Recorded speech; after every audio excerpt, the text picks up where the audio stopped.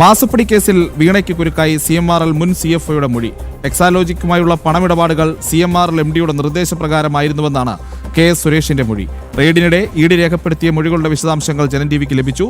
സുരേഷ് കുമാറിന്റെ 18 ലക്ഷം രൂപ നിക്ഷേപമുള്ള account ED മരവിപ്പിച്ചു.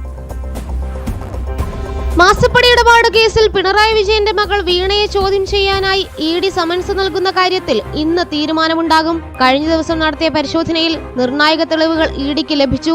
വീണയെ വിളിച്ചു വരുത്തി ചോദ്യം ചെയ്യുവാൻ തക്ക തെളിവുകളാണ് ലഭിച്ചിട്ടുള്ളത്. മാസപ്പടി ഇടപാട് സംബന്ധിച്ച നിർണായക തെളിവായ ഡയറിയിലെ മറ്റു പേരുകളിലേക്കും ED അന്വേഷണം തുടങ്ങി. PV, RC, OC തുടങ്ങിയ ചുരുക്കപ്പേരുകളാണ് നേരത്തെ പുറത്തു വന്നത്. UDF നേതാക്കളിലേക്കും അന്വേഷണം നീങ്ങും. വീണയ്ക്ക് അബുദാബി കൊമേഴ്ഷ്യൽ ബാങ്കിൽ ഉണ്ടായിരുന്ന അക്കൗണ്ടിലേക്കും അന്വേഷണം നീളുകയാണ്. 2019 ക്ലോസ് ചെയ്ത വീണയുടെ വിദേശ ബാങ്ക് അക്കൗണ്ടിലേക്ക് മാസപ്പടി ഇടപാടിലെ പണം കടത്തിയിട്ടുണ്ടാകാമെന്ന അനുമാനത്തിലാണ് ഈ അന്വേഷണം. നേരത്തെ BJP നേതാവ് ഷോൺ ജോർജ് ഇതേ അക്കൗണ്ടിലെ ദുരൂഹ ഇടപാടുകൾ സംബന്ധിച്ച് ആക്ഷേപങ്ങൾ ഉന്നയിച്ചിരുന്നു. അതിനിടെ ED അന്വേഷണം തടയാൻ CMRL വീണ്ടും ഹൈക്കോടതി സമീപിക്കാൻ ഒരുങ്ങുകയാണ്.